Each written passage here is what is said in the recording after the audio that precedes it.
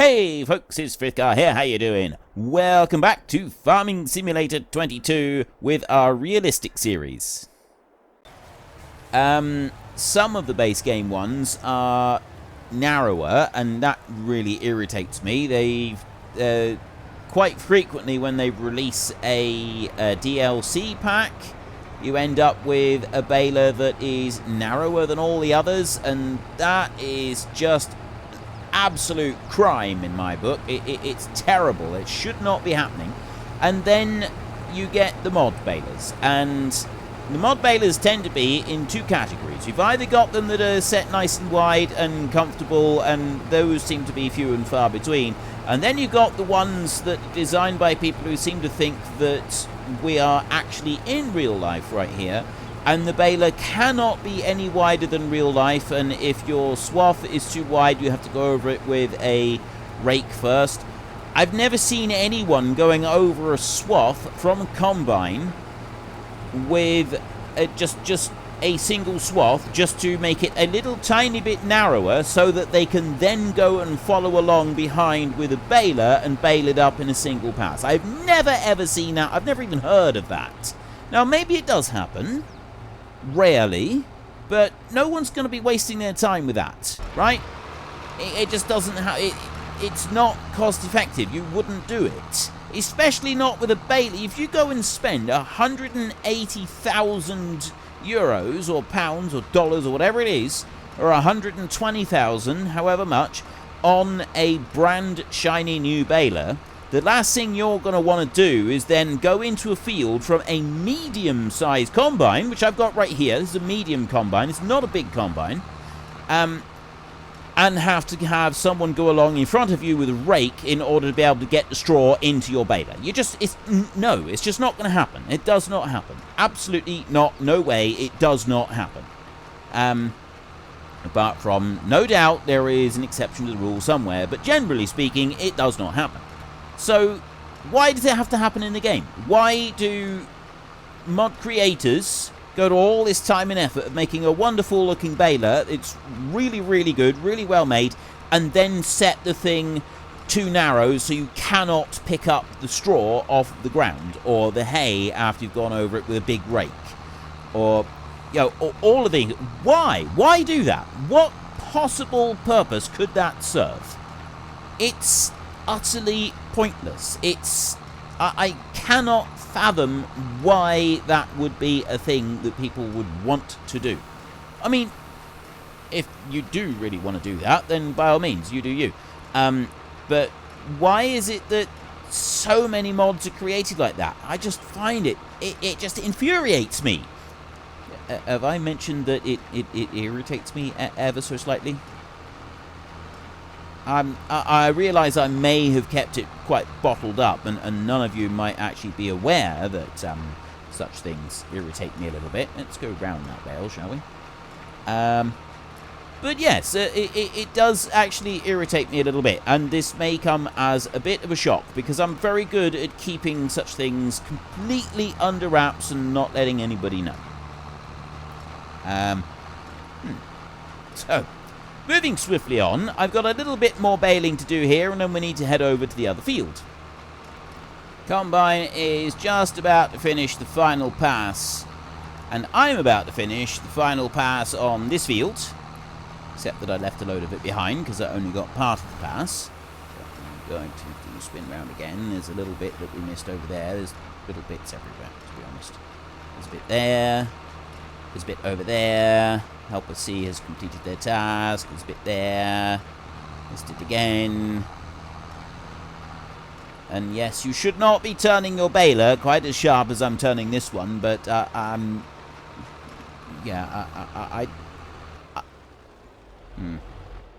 you should not be turning your baler as sharp as I'm turning this one. I am setting a bad example. Do not follow my example. End of. Right, I'm just going to skip over to you, the hop, skip, and a jump, and we are going to go and just gather up these little bits that have been left behind on the headland.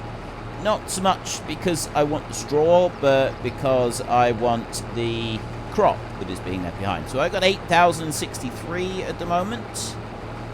a swathful there. I now have 8,070. So I picked up an additional, and 77, so there I have just picked up an additional 14 on that one, which is actually pretty good.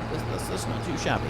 There's a couple little bits down the other end of the field as well as a few tiny bits over here. So it's not a vast amount. Pennies, really, is what we're talking about, but still,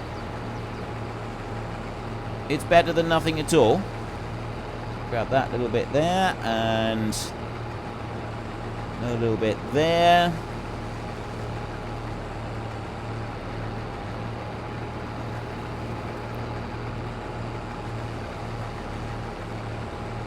And then there's a couple small bits down here. I'll then go and empty out, and the combine can go back to the yard. That's all done with. There's no more... Actually, I was going to say there's no more combining. There isn't, actually. There isn't. There's no more combining that we want to do, because the maize that we've got, we're doing that all as silage. So we're not actually going to be doing any maize this year with the combine. The only maize we're doing is maize silage going up to the BGA plant above the big field. The other harvest that we've got left is the... I'm going to put this in the tail end of this trailer over there. We've got that huge great big field down there, which is all full of sugar beet, and then we've got another field just over the other side of the farm, which is sugar beet as well, and those are the ones that we have got left to harvest. And that sugar beet harvest might take a while. So we've got that one, and then we've got this up here to go and do as well. So we've got these fields. These two are going to need to be ploughed. I don't believe the others are going to need to be ploughed. I've got a few weeds on there. That one is already fertilised. This has got no fertiliser. These will end up with none. Needs ploughing. Nothing at the moment. So we'll want to expand a bit if we can. I mean, ideally, I'd like to get those 3 fields there. I think they would be a nice addition. I'd also like to get the sheep, and I do want to try this up here. We've got this right here, and this one is... well, it's not sorghum, is it? Chickpeas, almonds, pistachios. I think that's an almond plantation there. I'd quite like to have an almond plantation. I think that could be quite cool. And then there's grapes over there on the hill. No, that's olives, that one is. That one's olives. Is there a grape plantation anywhere on this map? It'd be grape if we got grapes. Great if we got grapes. Something like that. There are no grapes. Huh. Okay. Well, that's how it is, that's how it is. Right, we will go and take this one back. I was about to say we'll go and take this one back, but we're not going to just yet. We're going to run down here and we're going to get our header trailer. So I'm going to fold up my combine while I'm whizzing along. And then I'm going to grab the header trailer. And I do want to clean the combine off.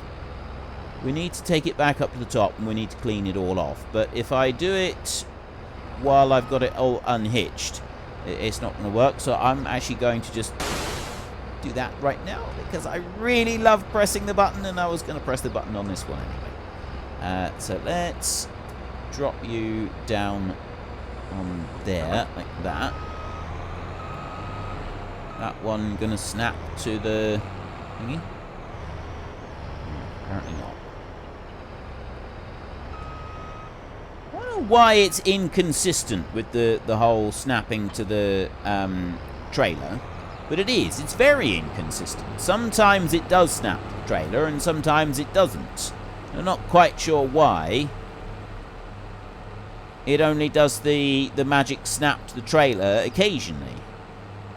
I don't know if there's an extra bit of script that's in there for that bit or what. I really have no idea how that works. So we have just, obviously, you've just seen it happen. Actually, I'm not gonna go. I was thinking I'd go round that tree before I go in here to put the combine away. You seen it plain as day. Me drive over to the pressure washer and then clean combine off and then bring it back over this way. Everybody's seen it happen. You cannot deny that. I'm going to reverse this one back in here. A little bit more. Right. That one goes there. And then the combine can go in beside it. I'm going to put the combine right into this corner because that's going to be the most sheltered spot in this shed. I totally didn't just smash it into the wall there. That was a figment of your imagination. You know, we really should fill this thing up with fuel before we put it away. Alright, we're putting this one away for the winter now.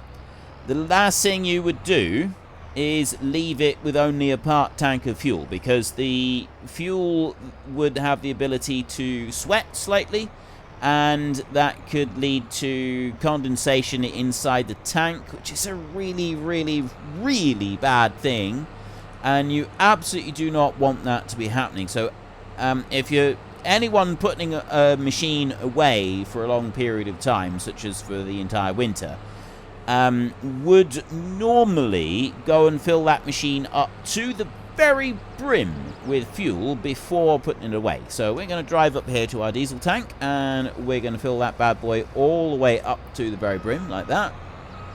I don't actually need those beacons on anymore, do I? And then we're going to drive back down to the storage bit, and also I reversed in, and that was also a mistake. I shouldn't reverse in, not to store it away for the entire winter. We should have it drive in forwards, because then the window on the front of the combine, which is the bit, you know, you really want to protect that window, don't you? Like for the winter, you want that window to be as protected as possible, because you need that to be crystal clear when you're actually doing your work. And so if we've got this one facing outwards, it's more likely to be able to be damaged by anything. Passing birds flying into it, grit, dust being blown into it, anything like that. So you would, I mean, you would also, most people would put a cover over it, a thick, heavy cloth cover right over it. But most people I know would put this thing right up as tight to the wall as they can without actually touching it. So I'm not touching it there. That's going to protect that window as much as possible for the winter. There, so that's where we'll leave it. And then you put a cover over it as well.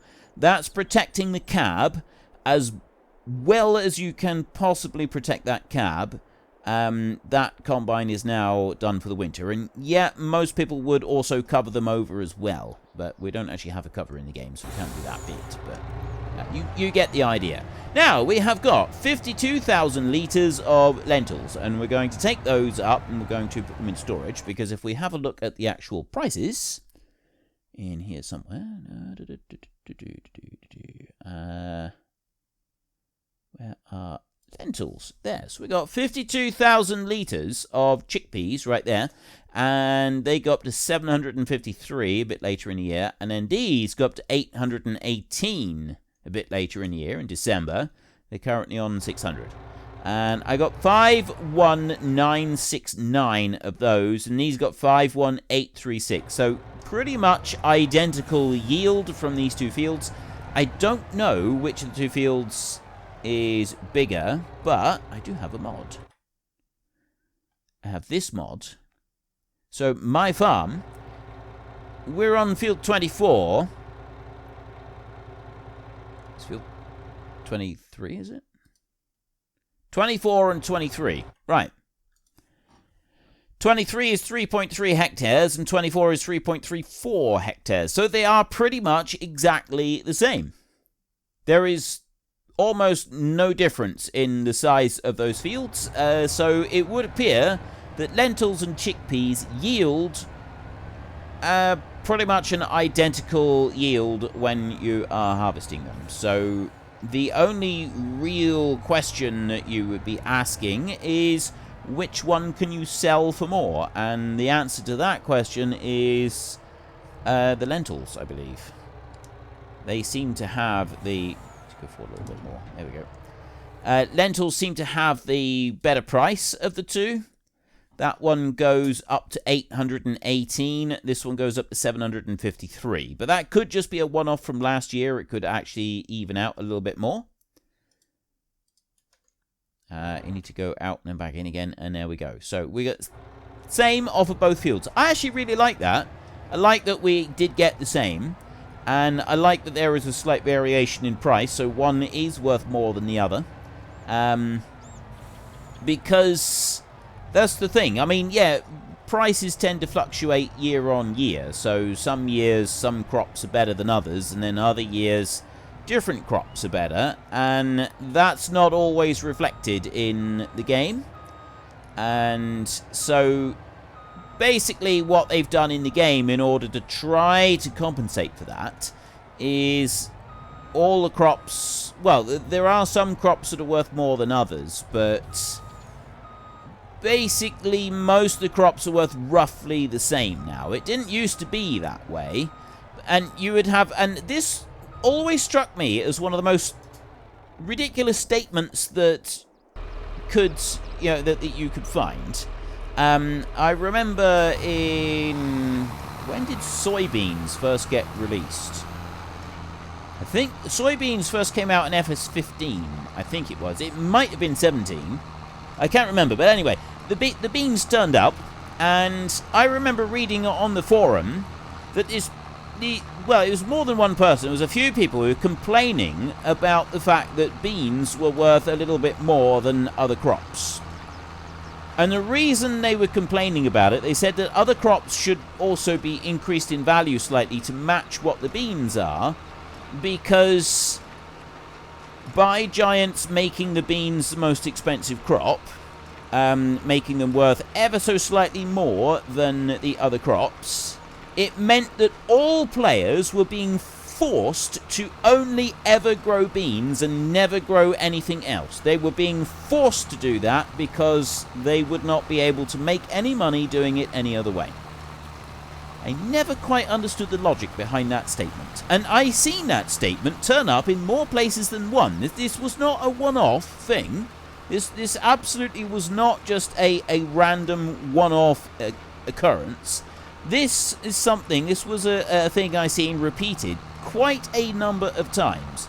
People complaining that giants were forcing them to only ever grow soybeans. They wanted to grow other things, but they were being forced in their game to only grow soybeans, and they could not grow anything else because soybeans gave the most money. I'm not quite sure of the logic of that particular one, because I seem to remember growing quite a wide variety of crops. FS15, I played that game quite a lot on my own when I wasn't recording. I don't do that anymore. Every bit of gameplay that I have in Farming Simulator is being recorded. But when I used to just play on my own, I would basically have the entire map as a single crop, and then I would rotate each time I planted. So one time I planted would be wheat, the next time it would be barley, and I just rotated down through. And that's basically how I played my game. And I loved playing my game like that. That would be how I would do it over and over and over. And it was great fun. I made vast sums of money, would buy out the entire map reasonably quickly, and I'd also keep loads of cows and sheep and chickens and all kinds, and I had great fun playing the game. I thought it was awesome. I never once felt like anyone was forcing me to grow soybeans. I must confess, I was somewhat confused as to about why we had to grow soybeans all the time. But yes, there are those, well, there were those who felt that because one crop was worth more than others, that was the only crop that they could grow. And, well, if that's how you feel, that's how you feel. But I could not wrap my head around that one. And I kind of get it now, I suppose. You know, if you're a player that has to min-max everything, then I guess that's why you would go and do it. But I'm not a min-maxer anyway. I play a game because I enjoy it, not because I absolutely have to have the highest score or best score or anything else. I just play it because I want to play it. If there's achievements in the game, I'll try and get achievements, but yeah, other than that, I don't really get it, to be honest. But anyway, now, what we've got in the base game is the crops are fairly well balanced. You still have corn or maize being the lowest value crop. If you're doing it with the combine, that's pretty much always been the case. However, if you turn it into silage rather than doing it as a combinable crop, then you make a lot more money out of it. And that's kind of always been the case with maize. Like, you're always going to make a way more money doing silage out of that one than you are doing anything else. And for that reason, like, a lot of people don't combine maize at all unless they're keeping pigs, and then you need to because it's the main pig food. And I actually really liked that when that change was introduced, and they said that, you know, the main bulk of pig food, well, what is when they introduced pigs, the main bulk of pig food had to be maize. I thought that was really good because it gave a use for the least valuable crop that they had. So they didn't change the value of it. They just said, right, well, if you want pigs, you need to grow the maize. And I liked that. I thought that was brilliant. I thought that was an absolutely superb touch. And there was... so they didn't need to do a lot of balancing with that. They just said that. And then you could basically pick and choose what else you wanted. So if you were going to keep pigs, you needed to have, and you still do, well, at least with the base game, you can have the balanced pig food, and there's different ways that you can get it. But if you're going to make your own, you need 50% maize, and then you need 25% wheat or barley, and you need 20% protein crop, which is beans, now sunflowers as well. So it's either soybeans, sunflowers, or the OSR, the canola. You could have any one of those, and that had to be 20% of the total feed, and then you need to put in potatoes or sugar beet, and that was 5% of the total. And that's all you needed to do. That's all you needed to add in, and then your pigs would do wonderfully. I have noticed, however, that they've changed how the pigs work now. Like, if you don't add all of those in, you still get your pigs growing and performing just as well. I've tested it a little bit. I haven't done, like, loads of testing, but I have seen that there is, well, there doesn't appear to be any measurable difference between feeding them all of the above and only feeding them some of it. If you leave out the root crops, for example, it doesn't seem to make any difference. It used to slow down the breeding rate, but it doesn't seem to do that anymore. The gestation period is not changed, and, well, you wouldn't expect the gestation period to be changed, but, yeah, the way that animals have been changed, reproduction rate is now different, and so it used to be that you had your animals on the map, and then it would say in 1 hour you will get another pig, or 3 hours you'll get another pig. And if you had the full balanced feed, it would speed that up slightly. It doesn't do that anymore. So and it doesn't seem to increase the value of the pigs either. If you give them the full balanced diet, or you only give them a few of the grains, it doesn't seem to make any difference to the overall price. And that's another thing I was a bit confused about as to why that was the case. But, you know, that just seems to be how the game is now made. So I'm not really sure about that, like why that change was made, the pigs doing what they do. But anyway, it's that is how they are. If you're playing on easy mode, then pigs aren't worth it. The cost of the food the amount of grain that you put into the pigs in order to be able to sell them and get some back, if you just sell that grain straight to the market without doing anything to it, just sell it straight as it is to the market, you get more money if you sell the grain than if you put it through pigs first.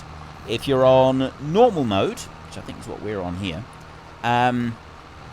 you get well, you break even.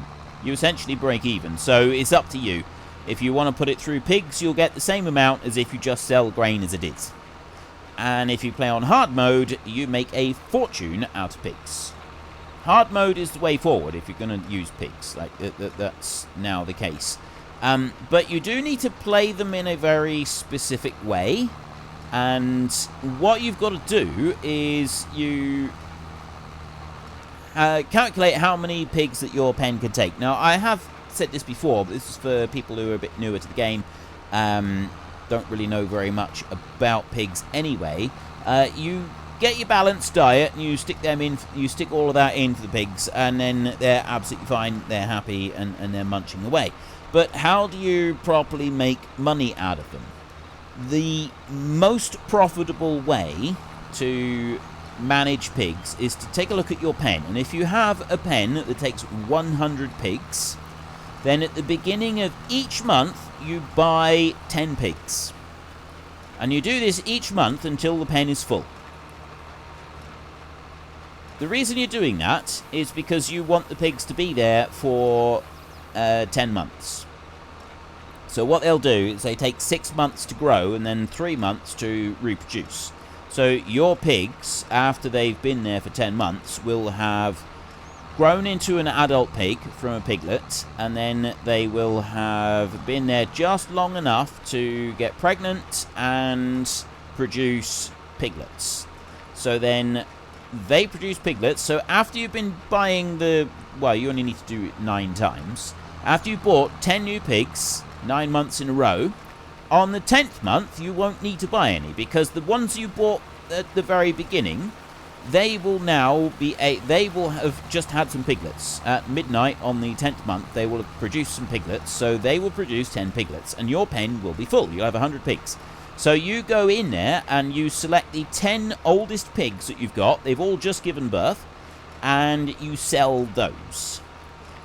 The young pigs don't eat as much food as the older pigs. If you keep them any longer than the 10 months, they start to eat a lot more food, and that's your profit. That is basically your profit. So what you want to do is at the beginning of each month, it doesn't matter how many days per month you play on, the first day of the month, as early as possible, you want to sell the oldest 10th of what you've got in your pen. So we got 100 pigs can go into the pen. So for us, for this example, we need to sell 10 pigs. We sell the 10 oldest animals that are in that pen. And after selling them, you'll have 90 pigs left. That's great. That's excellent. That's what you want. You just leave those 90 pigs as they are and let them eat for the rest of the month. And then at the beginning of the following month, the oldest pigs that you've got there will give birth to another 10 piglets. And then you sell the oldest ones. And you just keep doing that. So you just keep putting the food in and selling the 10 oldest pigs. So it takes a bit to set it up. You've got to, each month, you've got to buy 10 piglets. And just buy young piglets. Don't buy adult ones. Just buy 10 piglets. And do that each month. So it doesn't actually cost a vast sum of money to buy piglets. And then you will slowly sell them off as... Well, once they've reached maximum age, you'll sell off... Unfortunately, folks, that is all we have got time for today. A massive thank you to everybody who has earned their way into the Great Book of Names. To find out some more details about all the names coming past, please head into the description and click on the link to the Discord. It's a link to another video. The link is on the other video. Please also consider checking out the links there for Nitrado, who provide gaming servers for games like Farming Simulator, Minecraft, Ark, and several others.